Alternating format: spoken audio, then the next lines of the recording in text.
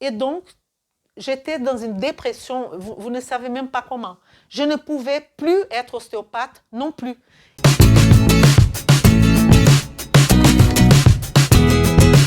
Vem comigo! Et je suis arrivée avec toute ma difficulté, mais ce que je voudrais, c'est de commencer à travailler. De commencer à travailler dans ma tête en train d'utiliser ça. Je vais vous montrer qu'est-ce que c'est ça. Ça, c'est la carte d'identité des chirurgiens dentistes. Je ne sais pas si vous pouvez bien voir. La carte d'identité des chirurgiens dentistes au Brésil. Donc, je pensais que je pouvais exercer en France. Et donc, au Brésil, on a, ici en France, on a notre carte d'identité, né, la carte d'identité bleue là, mais au Brésil, on a la possibilité de substituer cette carte, je vais vous montrer moi ici, ça c'est moi, on a la possibilité de substituer cette carte d'identité qui on peut, on a dans ce format ou dans ce format-là, ok? Par la carte d'identité de citoyen. Donc, au Brésil, si on est médecin, chirurgien dentiste, on peut présenter ça à la place de notre carte d'identité. Bon, je suis, pour une raison ou une autre, devenue française, donc je pouvais travailler, tout va bien, mais je me suis rendu compte que la France ne m'accepte pas en tant que ça. Ça vaut rien ici. Je n'étais pas considérée comme chirurgien dentiste. La seule chose que je pouvais faire, c'est d'utiliser de mon diplôme de dentiste pour faire d'autres formations. Et c'est ça que je commençais à chercher. Qu'est-ce que je pouvais faire pour substituer l'odontologie, en sachant que ça, c'était un deuil, une douleur énorme, de savoir que tu ne peux plus exercer des années, j'ai eu mon diplôme en 1985. Nous sommes en 2002. J'avais fait des spécialisations en prévention. J'avais fait énormément d'études vis-à-vis, parce que j'étais une passionnée de la biochimie. Donc, j'avais dans mon bagage, j'avais fait les intelligences multiples, j'avais fait une petite formation au Brésil, une grande formation au Brésil en naturopathie pour l'alimentation de Brésiliens. J'avais fait tout ça. Et je me suis rendu compte que non, ma chérie, tu ne peux pas exercer en France. Donc, j'ai commencé à chercher. Mais le temps que je cherchais, il faut savoir qu'il faut quand même survivre.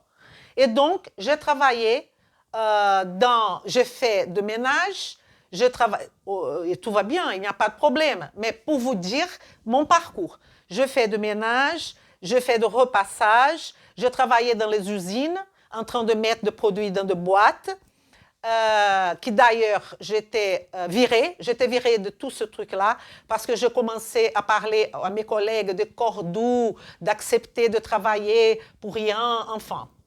J'étais là dans mon délire. Et donc, j'ai rencontré une personne qui c'est un de mes sauveurs. Et lui, il m'a donné toute la possibilité, qui c'est aujourd'hui mon mari, qui m'a donné toute la possibilité de commencer à chercher effectivement qu'est-ce que je pouvais faire.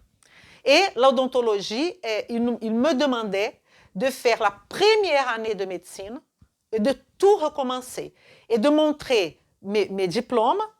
Je suis allée à la faculté d'odontologie. Ils ont dit non, mais ce n'est pas nous, je vous crois et tout. Le problème, c'est que vous ne pouvez pas exercer la profession. Et pour exercer la profession, il va falloir faire la première année enfant, un délire total. Et donc, il fallait oublier vraiment l'odontologie. Et donc, je me suis dit, j'ai commencé à chercher, j'ai essayé, j'ai commencé une formation en ostéopathie, qui d'ailleurs j'adore. Qu'est-ce qui se passe? Comme ils m'ont dit que je pouvais utiliser mon diplôme de dentiste, j'ai commencé l'ostéopathie à Toulouse, ok, en tant que professionnel qui va faire une formation continue. Très bien. Fin de la première année, et il y en avait 5 ans de formation, regardez mon âge, j'ai remarqué qu'il y avait d'autres formations plus courtes hors Toulouse, qui j'ai alors me présenté pour changer j'allais voyager, je ne sais pas combien de kilomètres, et pour faire ça, c'était à Bayonne, et j'ai commencé à chercher. Et donc, j'ai trouvé cette formation plus courte, je suis allée à Bayonne, j'ai commencé la formation, mais j'ai découvert qu'il y avait encore une formation plus courte. Alors là, je comprends bien que les ostéopathes vont se dire, mais pourquoi je cherche toujours une formation?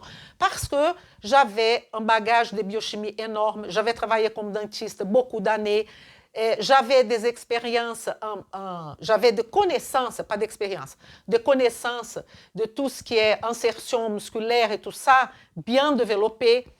Mais après, je me suis rendu compte que pour être un bon ostéopathe, il va falloir vraiment étudier 5 ans. Mais à ce moment-là, je n'avais pas cette conscience. Mais donc, j'ai cherché au milieu de la France, dans la région de Vichy. J'ai cherché cette formation que je devrais rester là 2 ans, je crois, et que j'allais devenir ostéopathe. Donc, j'ai envoyé tous mes papiers, pour que je puisse faire la formation. Et le propriétaire de la formation, le responsable, le président, m'a appelé et il m'a dit, Madame, je suis désolée, mais vous ne pouvez pas faire cette formation continue. Je lui ai dit, comment ça? J'avais déjà fait 1 an et demi d'ostéopathie. Non, vous ne pouvez pas. Parce que pour faire cette formation, il faut avoir un cabinet en France. Il ne faut pas que être chirurgien dentiste. Il faut être chirurgien dentiste, mais avec cabinet. Parce que c'est une formation continue. Ça veut dire que vous allez afficher chirurgien dentiste et ostéopathe. Et donc, j'étais dans une dépression, vous ne savez même pas comment. Je ne pouvais plus être ostéopathe non plus. Il fallait recommencer tout à zéro. Et c'était vraiment une souffrance pour moi. Donc, j'ai lâché ça. J'ai lâché et j'ai eu l'idée, pas moi, ma mère, si je ne voudrais pas commencer la naturopathie. Parce que j'avais déjà fait une formation au Brésil en naturopathie, parce qu'au Brésil, j'avais une clinique de prévention en odontologie. Et donc, j'étais très préoccupée avec tout ce qui est naturel, utiliser déjà des produits naturels. J'avais déjà cette conception. Et j'ai donné des formations au Brésil, partout. Ma vie, c'était toujours de donner des cours aux gens. Et j'ai donné des cours en intelligence émotionnelle, j'ai donné des cours en prévention, en odontologie, j'ai donné des cours à mes patients, enfin. Et là, j'ai commencé la formation en naturopathie ici en France, qui n'était pas une formation très complète, on va dire, mais qui m'a allumé mon esprit pour ce chemin naturel, etc. Et en même temps, j'ai commencé immédiatement, que j'ai fini cette formation, qui n'était pas une formation très longue, je voudrais faire un DU, un diplôme universitaire en nutrition fonctionnelle. Parce qu'à ce moment-là, et je vais vous dire, c'est ça qui m'a sauvée. À ce moment-là, j'ai connu la nutrition fonctionnelle. J'ai connu la nutrition fonctionnelle. On sait que ce nom médecine fonctionnelle, médecine de la nutrition fonctionnelle, elle vient des États-Unis, de IFM, Institute of Functional Medicine. Et c'est à partir de la connaissance de cet institut-là que j'ai commencé à chercher par-ci, par-là, et j'ai commencé à connaître quelques professeurs ici qui font ce type de travail.